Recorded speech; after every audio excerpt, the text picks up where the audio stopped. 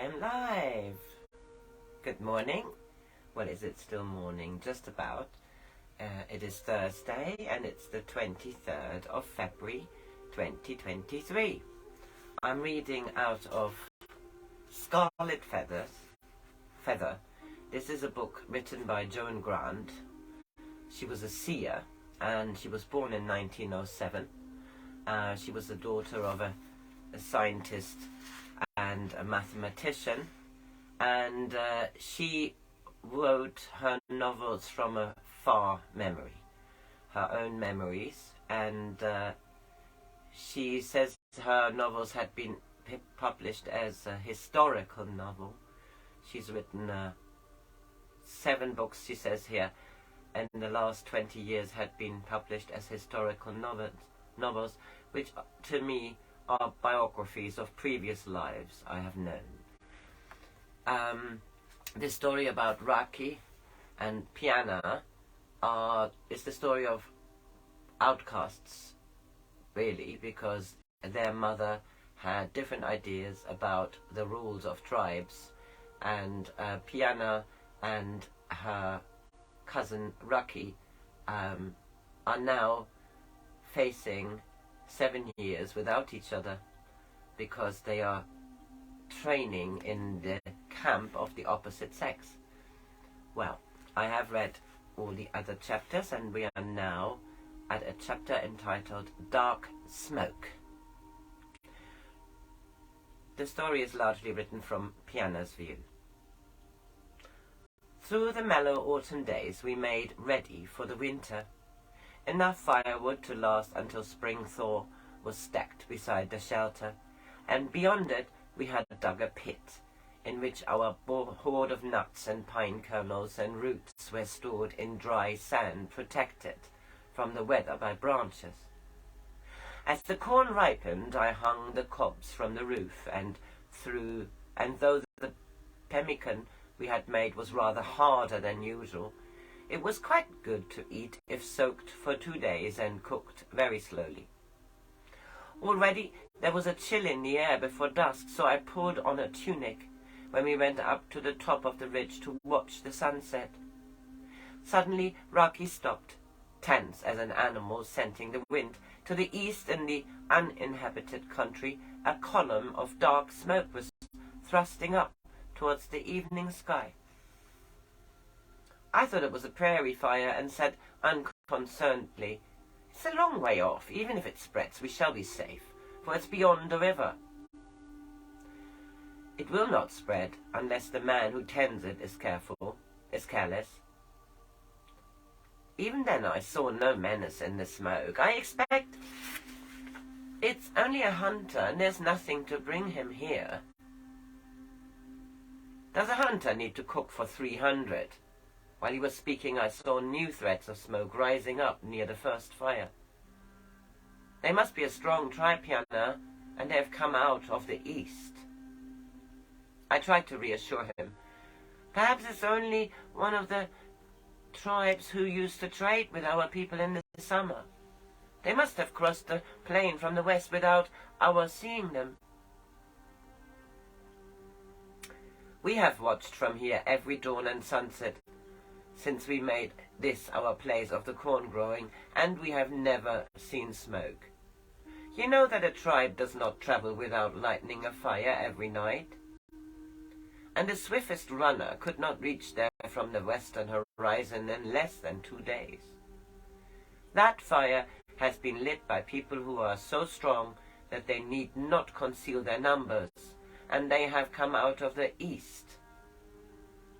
But no one lives in the east. The chief told us that Carrion Crow also had children. The Black Feathers? Raki. They're only a legend made to frighten children. Would the braves be honored by the tribe if there were no enemies? You think the Black Feathers are real? Do spirits need to build cooking fires? They'll never find us here, Raki. Even if they go to the lake of the wildfowl and see our snares, they will only think a hunter had been there and forgotten to take them up. They may not find us, but if they travel southwards, they must mean to cross the pass. By tomorrow night we shall know if we have to go back to warn Nakachik. We can't go back, not now, Raki, not when we are so happy. We must hide from them. We can't seek father's protection after we ran away from him. Suddenly I realized that Raki was angry. We could leave the tribe when it was secure, but would you let our people be massacred because you were too proud to return? But Raki, even if we have to tell them that the Blackfeathers are coming, they can't keep us there. It would be against the laws of the tribe. We could be driven out, but not kept there against our will. The chief, your father, will not run away from his enemies. Our braves protected what is rightfully their own, and I shall fight with them. Then you must promise to let me fight beside you. You won't tell me to hide with the squaws. Promise me that, Raki, and I'll do anything else you want. For the first time since we'd seen the smoke, he smiled. Of course we shall fight together. We do everything together, and your bowstring could sound no war song in a squaw's teepee. Will the Blackfeathers be very terrible? The storyteller said they are twice the height of ordinary men. Their teeth are filed into points because they eat flesh warm from the kill, and the fingers of their women are taloned and can rip open a man's belly like an eagle feeding on a gopher. I expect they have grown up in the telling. We needn't be frightened, at least not very frightened, for I expect we shall both be killed. Does it matter very much if we live here or in the land of the great hunters, so long as we are together? They might kill you, Raki, and forget to kill me. The storyteller said they killed all the men and children and carried off the women who were not too old.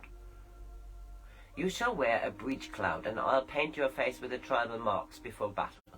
You're nearly as tall as I am, and we wear our hair the same way, and your breasts are too small to betray you. If I'm killed first, you will just have to go on fighting until you join me. I felt comforted, now that I accepted the fact that Raki and I were both going to be killed.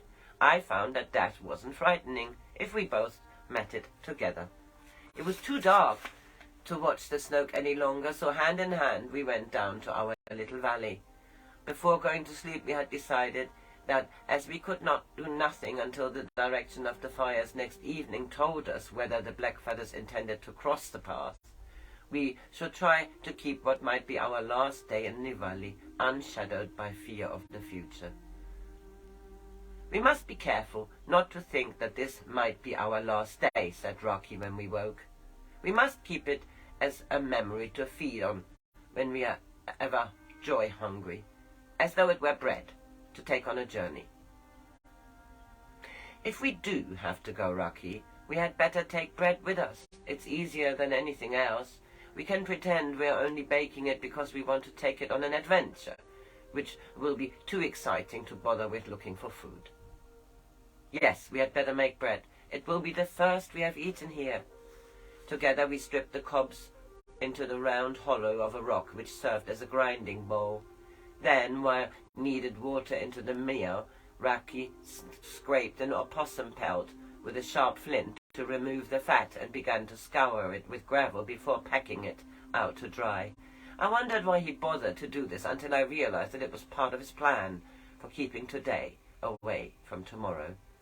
Everything must go on as though nothing unusual had happened.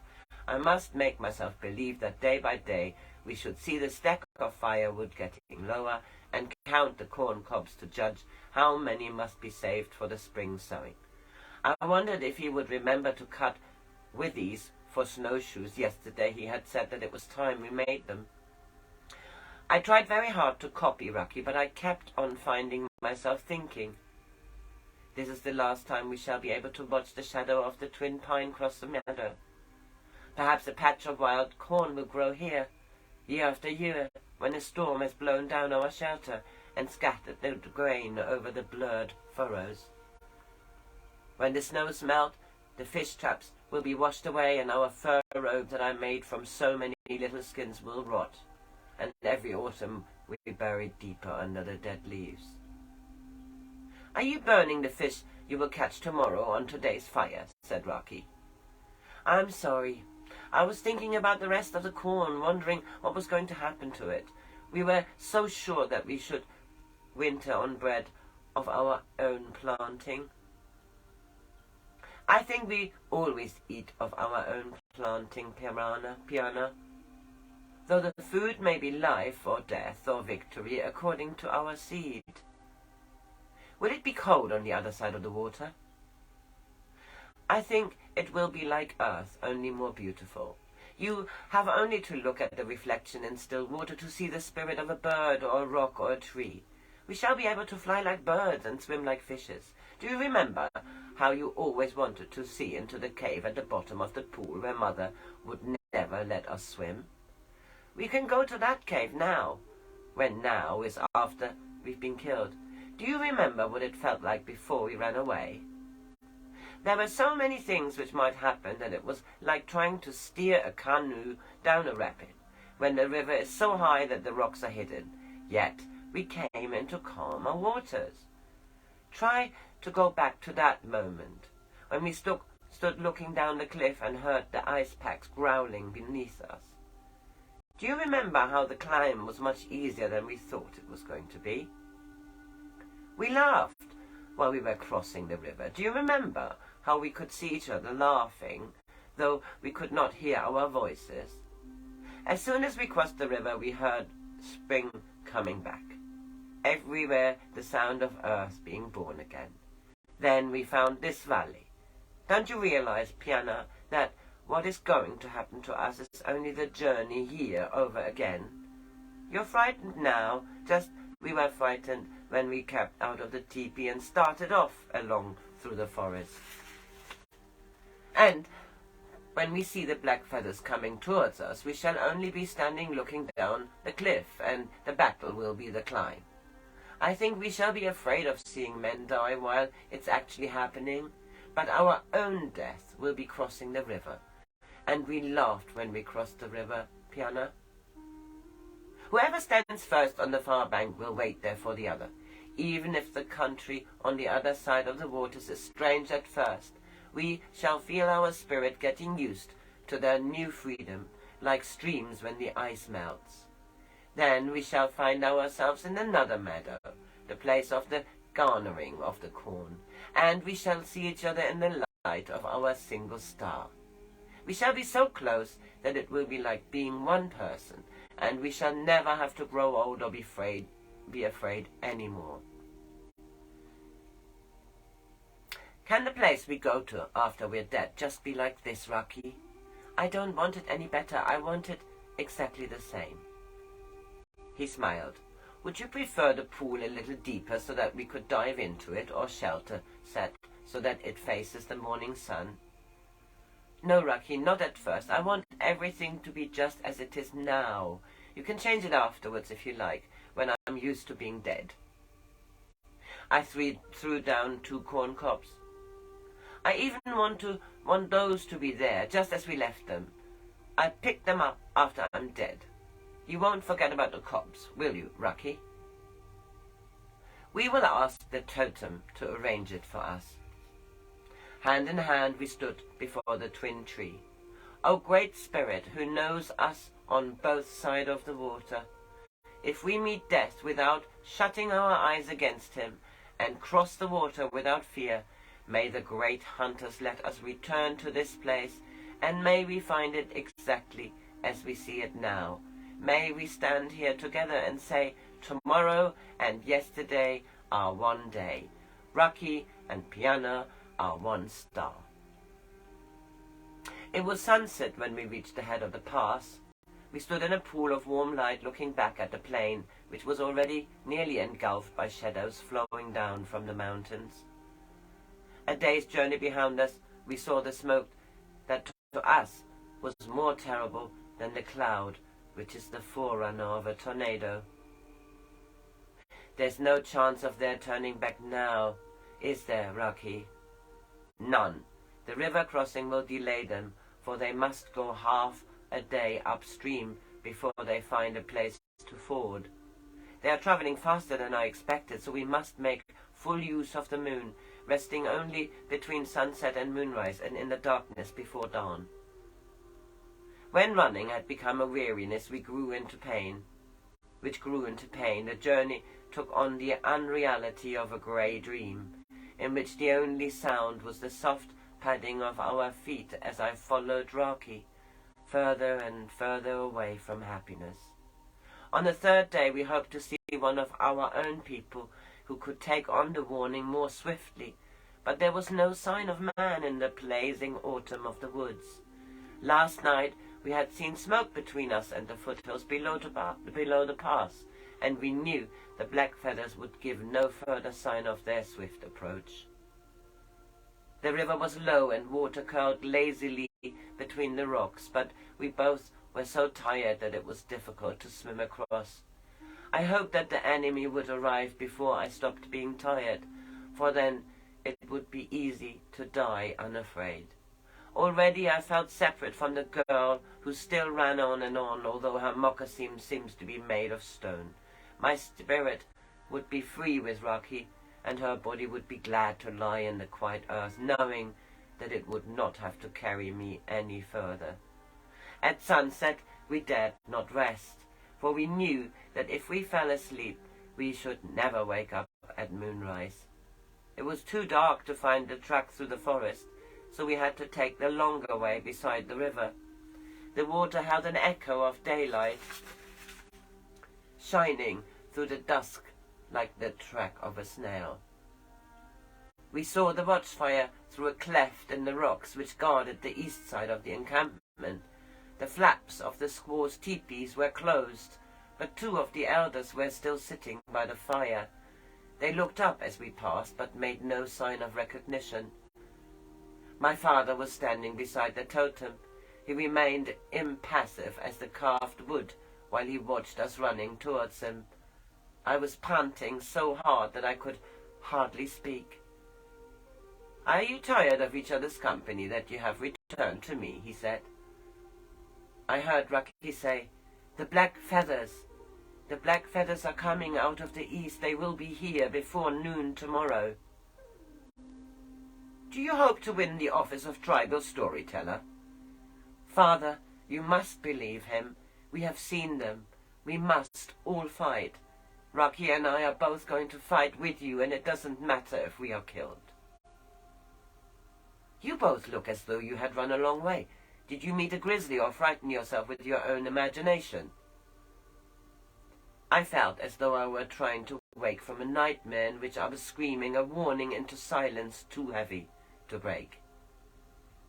I had been ready for the turmoil of preparation, had seen it a while we ran on and on to bring our warning, the chief giving orders to the braves, telling them where to hold their ground, where to fall back so as to lure the enemy into ambush, the young squaws taking the children to hide with them in the woods, while the old women heated cauldrons of water and pitch for the stanching of wounds. I had seen men trying to pluck arrows from their throats or staggering towards with eyes that had begun to glaze like a dying deer's. I had heard bowstrings sounding the sound of death, but because I could not make my father share my vision, our people were going to be massacred. I saw Raki run towards the great teepee and realized that he was going to blow the horn used only by a chief to summon the tribe in times of danger. For any but a wearer of feathers to touch the horn meant death, an expiation of sacrilege.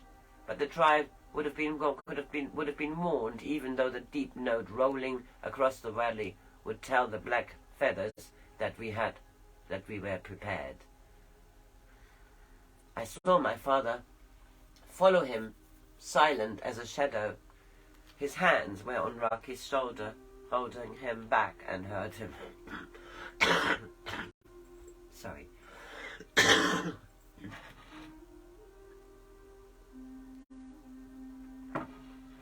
I saw my father followed him, silent as a shadow. His hands were on Raki's shoulders, holding him back, and I heard him say, Had you forgotten that it is death to touch the horn of the gathering together?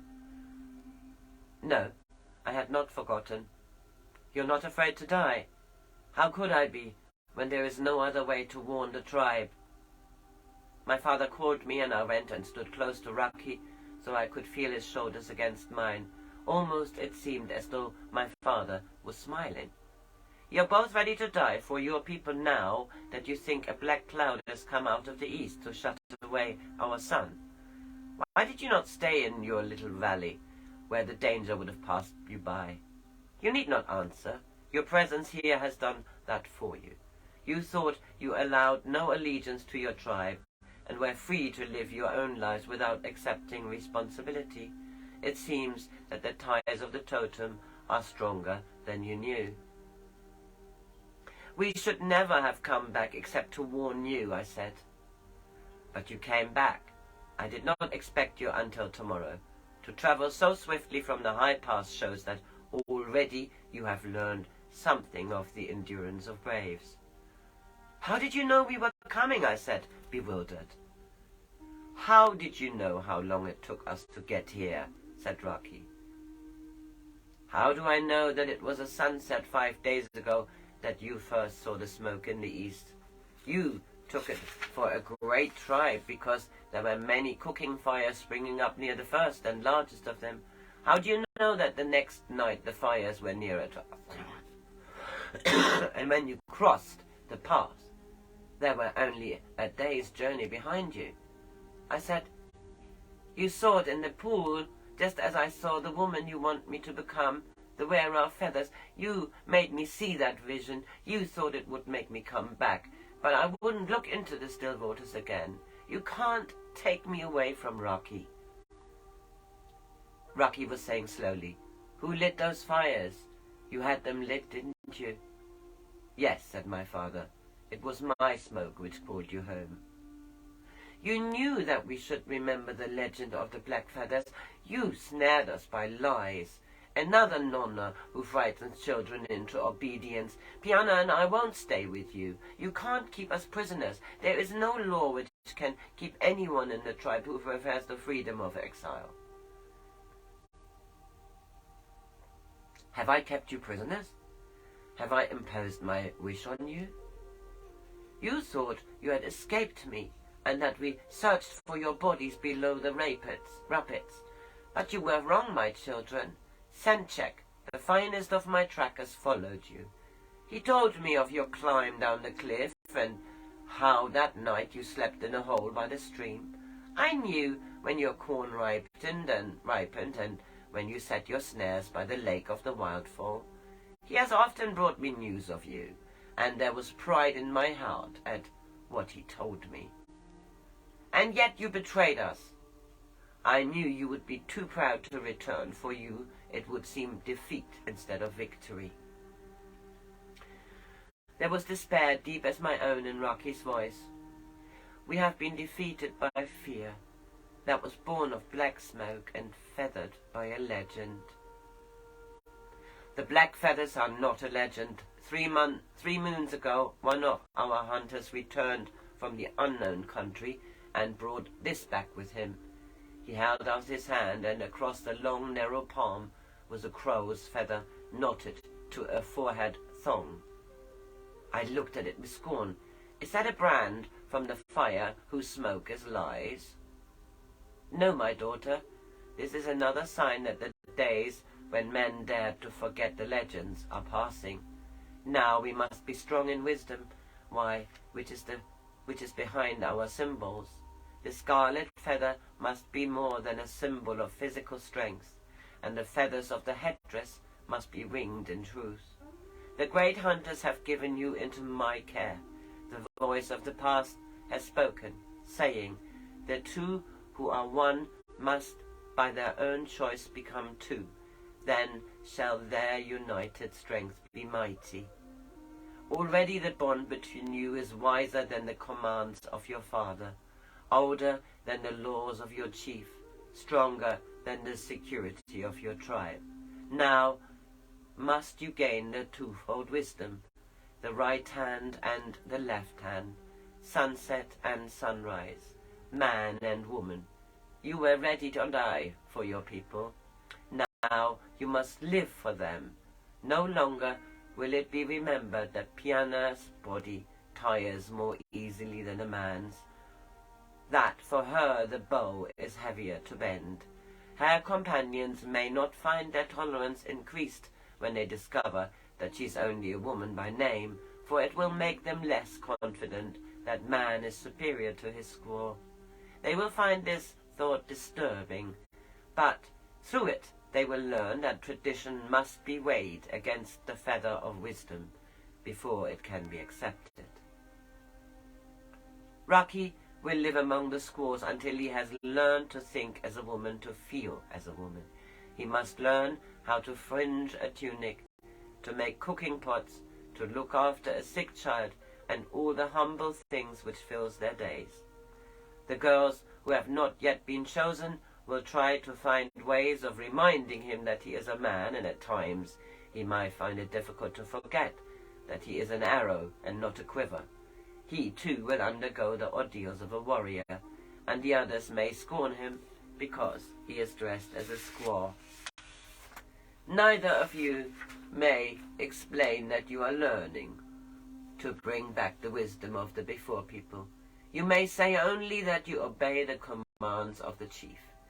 It may be thought that I have done this to humble you for running away, but that will further strengthen you, for no one who is strong of heart need fear mockery.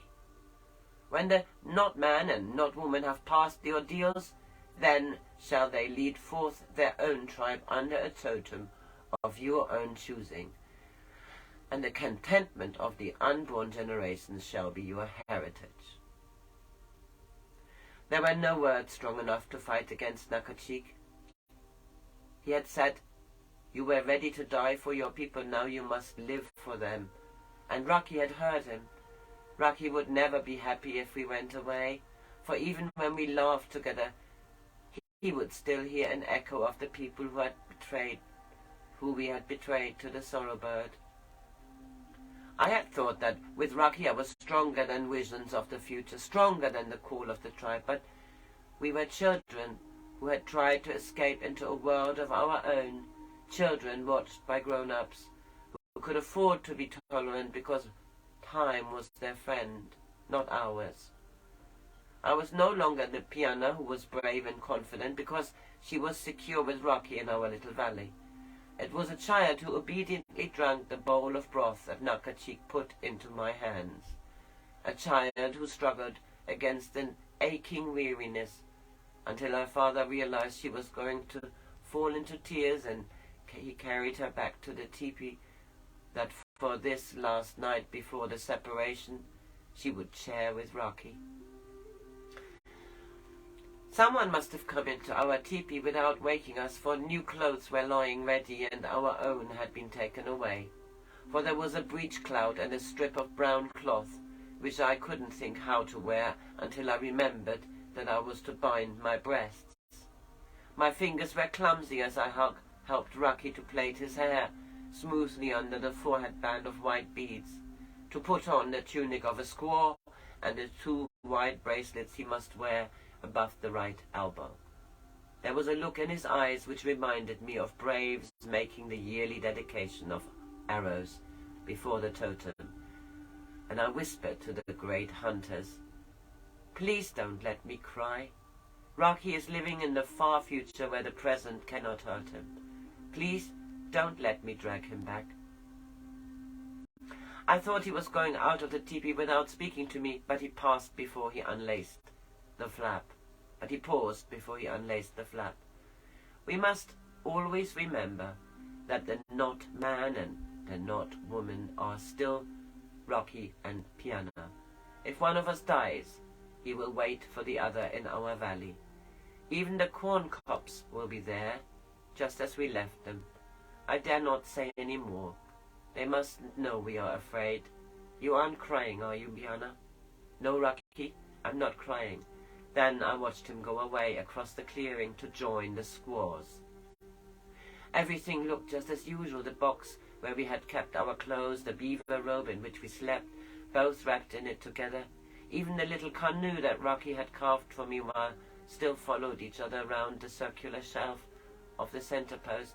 Everything looked just the same, yet nothing would ever be the same anymore. Raki would never come back to put on those moccasins. I should never see him smiling as he woke, smiling because we were together on a new day. I put on Raki's belt, the one he always wore because I had made it for him. I took his knife and filled his quiver with arrows. Then, carrying his bow, I took the path which led away from childhood.